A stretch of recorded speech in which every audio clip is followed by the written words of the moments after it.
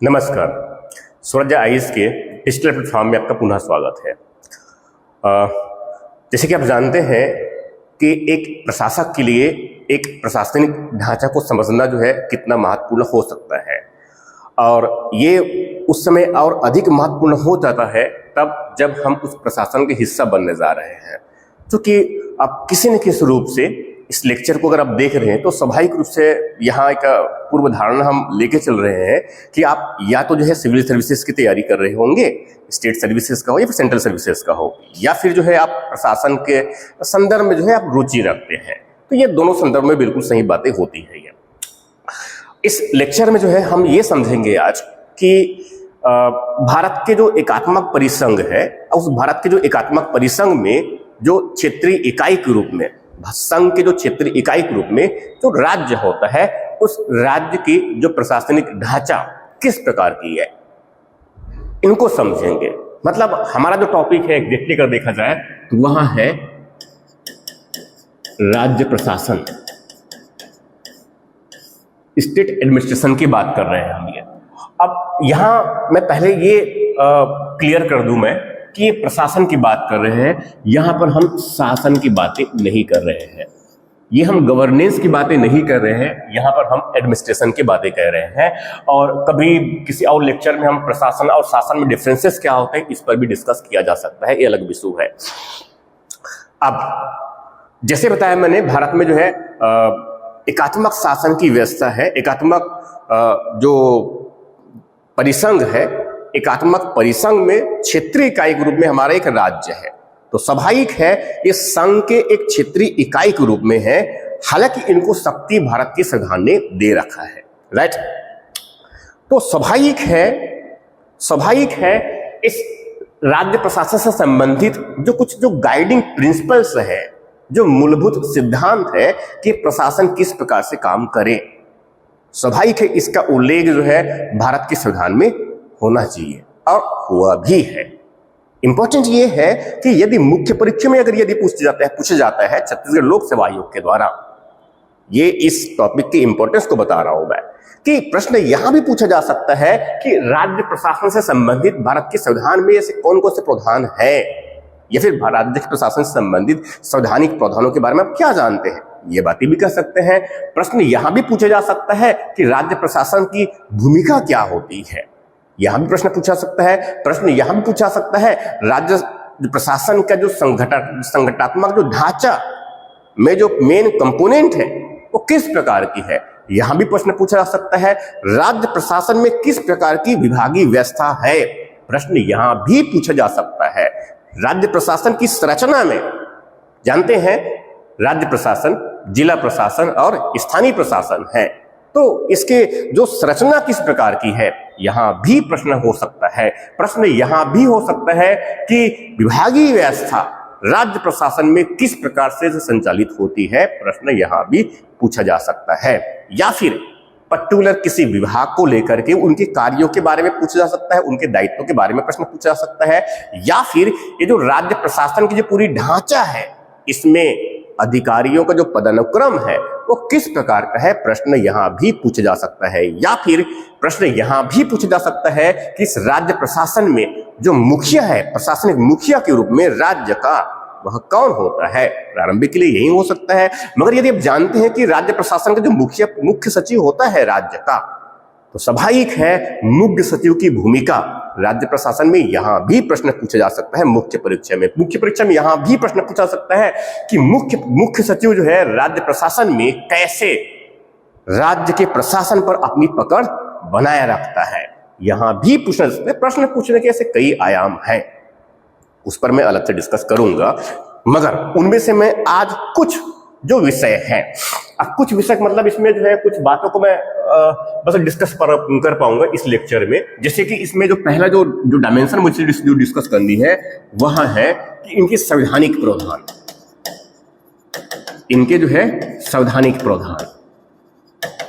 भारत के संविधान में राज्य प्रशासन से संबंधित जो संवैधानिक प्रावधान कौन से है, हम इसकी बात कर रहे हैं। जैसे कि आप जानते हैं, और नहीं अगर जानते हैं तो यहां बिल्कुल जान लीजिए आप कि भारत के संविधान में संघ की शासन की व्यवस्था तो है, जानते हैं भाग 5 में आप ये, वैसे ही राज्य के शासन की व्यवस्था है भाग 6 में है। तो वहीं पर हमें जो है उनके प्रशासन के लिए कुछ मूलभूत सिद्धांत मिल जाते हैं उसी खंड में, निश्चित उसी भाग में, भाग 5 में और साथ में भाग 6 में। भाग 5 में मिलेगा वो राज्य संघ के प्रशासन से संबंधित मिलेंगे, और भाग 6 में जो मिलेगा हमें राज्य के प्रशासन से संबंधित कुछ मूलभूत सिद्धांत है, संविधान में गाइडिंग प्रिंसिपल भी कह सकते हैं आप उनको वो, ठीक है, जिनका उल्लेख भारत के संविधान में, जैसे कि बताया मैंने कि ये भाग राज्य के प्रशासन से है, तो इसमें स्वाभाविक है इसमें भाग 6 की बात कर रहा हूं मैं, भाग 6 की बात कर रहा हूं। और भाग 6 में आप जानते हैं कि राज्य के संबंधित विषय राज्य प्रशासन है, और इसमें अनुच्छेद 152 से लेकर के 237 तक अनुच्छेद है,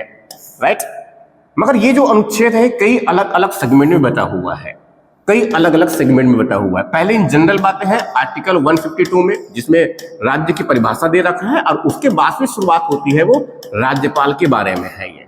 उसके बाद के जो अनुच्छेदों की जो क्रम है पूरी लगभग देखा जाए, जब तक मंत्रिपरिषद ना आ जाए उस समय तक पूरी तरह से ये राज्यपाल से संबंधित है, ठीक। मतलब यहां हो गया कि आर्टिकल 53 से लेकर के ये आर्टिकल 53 से लेकर के जो है, अगर इसको देखें आर्टिकल 162 तक किसी न किसी रूप में यहां राज्यपाल से संबंधित है।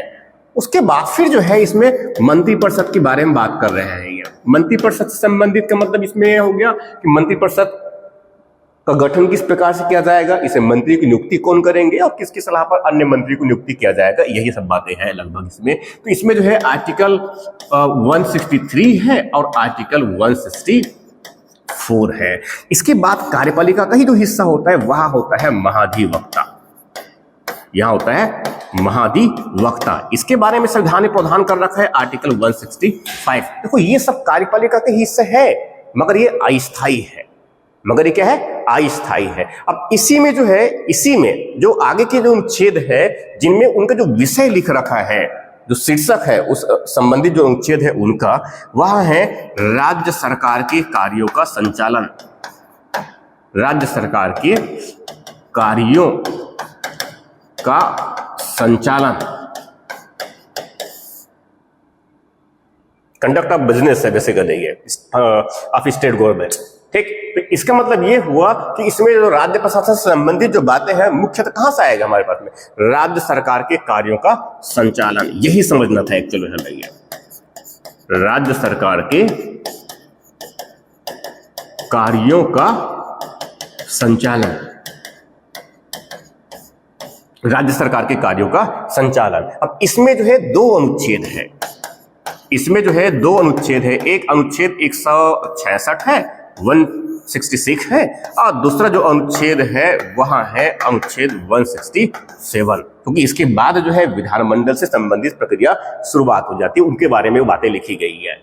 तो हम इसी को थोड़ा समझ लेते हैं कि अनुच्छेद आखिर जो है अनुच्छेद 166 में लिखा क्या है। अनुच्छेद 166 में जो है ये हमें राज्य प्रशासन के बारे में जो है कुछ मूलभूत सिद्धांत के बारे में बता रहा है। इसमें बातें यहां है कि इसमें सबसे पहली बात तो ये है कि राज्य सरकार के जितनी भी कार्य है, इनकी बात करें हम, राज्य सरकार के सभी कार्य, सबसे इंपॉर्टेंट वो सभी जो कार्य है वहां राज्यपाल के नाम से किए जाएंगे, या फिर एक है कि राज्यपाल के नाम के द्वारा जो है राज्यपाल के नाम से इनको किया जा रहा है। मतलब जो भी काम किया जाएगा यह माना जाएगा सरकार के द्वारा कि वहां राज्यपाल के नाम से किया जा रहा है। क्यों किया जा रहा है वो अलग से डिस्कस करेंगे अभी, ठीक।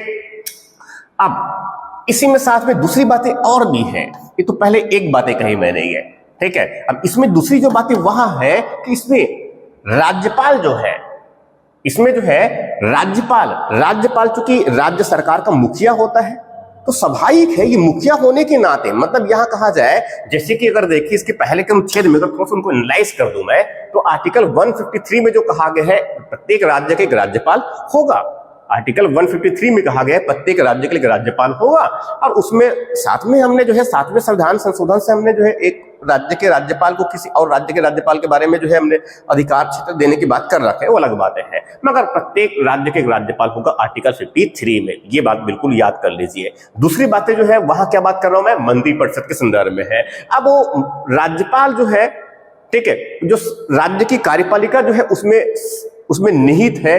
अब उसमें प्रावधान कर रखा है कि या तो जो है उसकी वहां प्रयोग संविधान के अनुसार उनका जो प्रयोग या तो राज्य जो मंत्रिपरिषद है वहां जो है या तो स्वयं करेंगे या फिर अधीनस्थ अधिकारियों के माध्यम से करेंगे, मगर वहां कैसे, संविधान के अनुरूप करेंगे, संविधान के अनुसार करेंगे। तो उन मामलों की बात कर रहे हैं, उन मामलों की बात कर रहे हैं जो राज्य के राज्यपाल को जो है अलग अलग कार्यों को जो संचालित किया जाना है, तो या तो जो है वहां स्वयं कर सकता है या फिर अधीनस्थ अधिकारियों के माध्यम से कर सकता है। ये जो बातें हैं आर्टिकल 153 में है। उसके बाद आर्टिकल 166 जो मंत्रिपरिषद संबंधित है और इसी संबंधित आर्टिकल 164 है। आर्टिकल 163 में जो है उल्लेखित है कि राज्यपाल को सहायता और सलाह देने के लिए मंत्रिपरिषद होगा, ठीक। मतलब जैसे हमने समझे कि आर्टिकल 153 में जो कहा गया है कि राज्य की कार्यपालिका शक्ति जो है राज्यपाल में निहित है, इसका मतलब ये हुआ कि राज्य के जो कार्यपालिका का जो संवैधानिक प्रधान है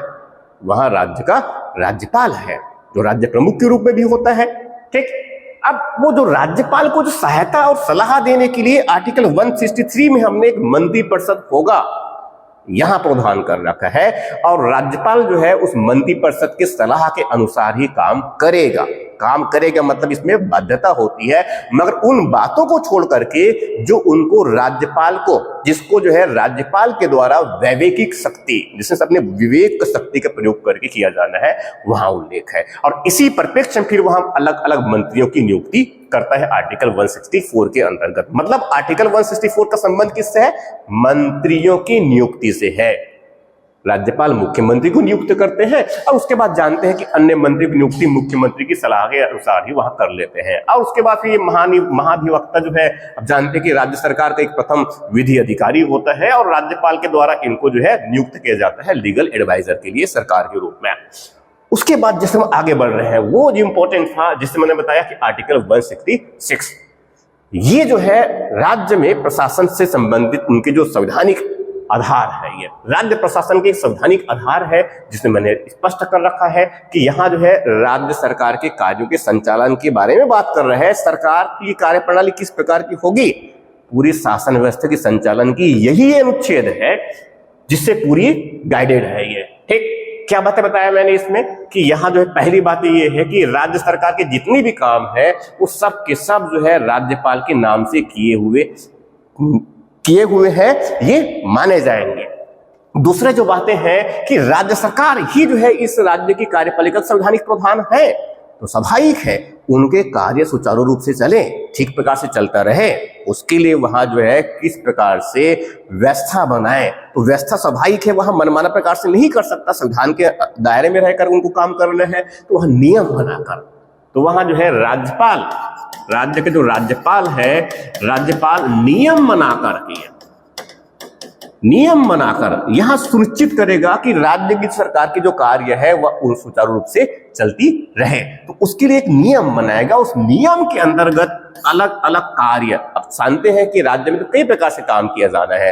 अब काम जो है उसमें कृषि से संबंधित भी काम है, मछली पालन से संबंधित काम है, सुअर पालन से संबंधित काम है, या फिर उद्योगों के विकास से संबंधित काम है, या फिर जो है प्रशासन के द्वारा कुछ सेवाओं को डिलीवर करने से भी संबंधित है।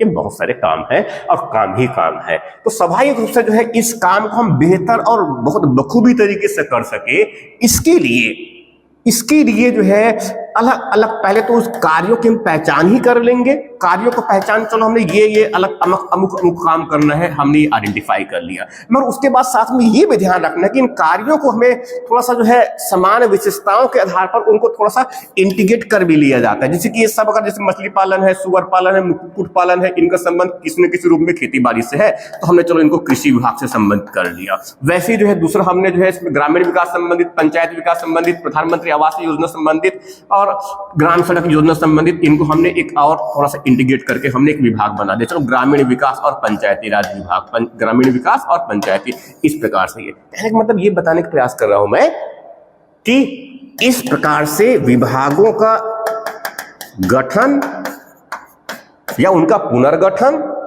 और साथ में उन विभागों में मंत्रियों को विभागों का आवंटन, यहां भी जो है किसका काम है? राज्यपाल के द्वारा ही होता है। तो स्वाभाविक ये काम तो सरकार के ये कार्यपालिका से संबंधित है, राज्य सरकार संबंधित है, तो यहाँ स्वाभाविक रूप से जो है मंत्री परिषद जैसे मुख्यमंत्री की सलाह के अनुसार ही वहां ऐसा करेगा। ये आर्टिकल 166 की बात की। इसमें संबंधित एक अनुच्छेद और भी है, अनुच्छेद 167। अब ये 167 जो है इनका अगर डायरेक्टली अगर देखा जाए तो राज्य सरकार के कार्यों से संबंधित है, राज्य सरकार के कार्यों का संचालन से संबंधित है, मगर इसमें जो बातें लिखी गई है वह है मुख्यमंत्री का कर्तव्य। ये मुख्यतः किसकी बात कर रहा है? ये मुख्यमंत्री का कर्तव्य की बात कर रहे हैं। मुख्यमंत्री के क्या कर्तव्य है? मुख्य परीक्षा में यही प्रश्न पूछा जाएगा मुख्य रूप से कि मुख्यमंत्री का मुख्य कर्तव्य क्या है। तो स्वाभाविक रूप से पहले तो ये अनुच्छेद सीधे हमारे दिमाग में क्लिक करना चाहिए कि आर्टिकल 167 है जिसे मुख्यमंत्री के कर्तव्य को गिनाया गया है। अब उसमें प्रशासन संबंधित बहुत सारी बातें हैं, मगर मुख्य रूप से जो है मुख्यमंत्री यहाँ जो कर्तव्य है कि वहां राज्य सरकार के जो कार्यों से संबंधित जितनी बातें हैं, क्योंकि राज्य का जो कार्यपालिका संवैधानिक प्रधान कौन होता है? वहां राज्यपाल होता है, इसीलिए उन सभी बातों को वहां राज्यपाल को सूचित करे। तो स्वाभाविक रूप से जो है मुख्यमंत्री के यहाँ बुनियादी कर्तव्य है कि वहां राज्यपाल को वो सब सूचनाएं दे कि उनकी सरकार किस प्रकार से काम कर रही है। ये तो स्वयं दे सकते हैं या फिर कभी राज्यपाल ने अगर उनको मांग दिया तो भी वहां उनके द्वारा दिया जा सकता है। ठीक, यहां तो हो गई संवैधानिक प्रधान की बातें। अब दूसरा जो सेगमेंट है इस राज्य की कार्यपालिका से संबंधित, राज्य की कार्यपालिका से संबंधित वहां होता है इस राज्य में जो है राज्य प्रशासन से संबंधित, माफ कीजिएगा, राज्य प्रशासन से संबंधित वहां होता है राज्य प्रशासन का संगठनात्मक जो ढांचा है, राज्य प्रशासन का जो संगठनात्मक जो ढांचा है में संगठक इकाई,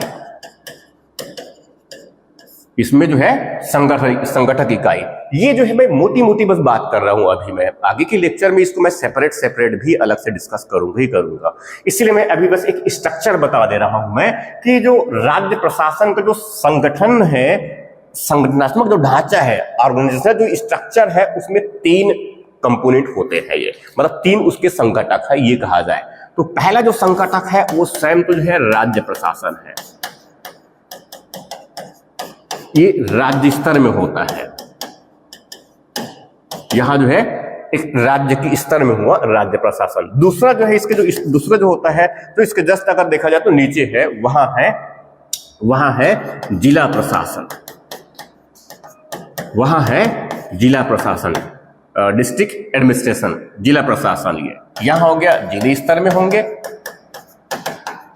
जिले स्तर में होंगे। और वैसे जो है तीसरा जो प्रशासन का जो हिस्सा होता है वहां होता है स्थानीय प्रशासन, वहां होता है स्थानीय प्रशासन। स्थानीय प्रशासन तो बहुत स्वाभाविक रूप से आपके दिमाग में यहां बातें तो आए होंगे कि यहां 2 स्तर में, दो क्षेत्रों, 2 यूनिट के रूप में, एक ग्रामीण क्षेत्र के लिए ग्रामीण स्थानीय, ग्रामीण स्थानीय प्रशासन और नगरीय स्थानीय प्रशासन।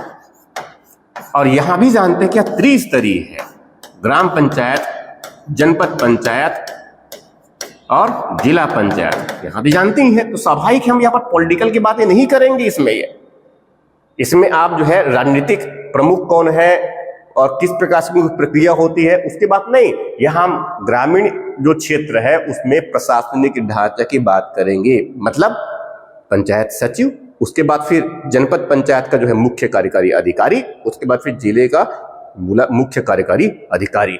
वैसे जो है नगरीय क्षेत्र में भी जो है यहाँ पर आपको मिलेंगे 3 स्तर की जो है संरचना है, जानते हैं। इसमें जो है नगर पंचायत है पहले निचले स्तर में, फिर उसके बाद में जो है इसमें नगर पालिका है, फिर उसके बाद में नगर निगम है। तो ये बस एक ढांचे के रूप में जो है मैंने राज्य प्रशासन का एक संगठनात्मक जो ढांचा है उसकी बातें किया। मैंने इस लेक्चर में सिर्फ 2 ही बातें बताई आज। ये पहली बातें जो है वहां कि इस राज्य प्रशासन से संबंधित जो संवैधानिक प्रावधान है, मतलब राज्य प्रशासन का संवैधानिक आधार क्या है, ये इंपॉर्टेंट था हमारे लिए। दूसरी बातें मैंने क्या बताया उसमें कि यहाँ जो है राज्य प्रशासन का जो संगठनात्मक जो ढांचा है उसमें कौन कौन से संगठक इकाई है। ऐसी ही आगे की और लेक्चर सीरीज में, क्योंकि इसमें डिस्कस करने के लिए काफी सारी बातें हैं जो आपके मुख्य परीक्षा के लिए भी और प्रारंभिक परीक्षा के लिए भी बहुत महत्वपूर्ण हो सकते हैं, होते ही हैं। आगे के लेक्चर में इस पर और हम लगातार डिस्कस करेंगे। आप सबका बहुत बहुत धन्यवाद।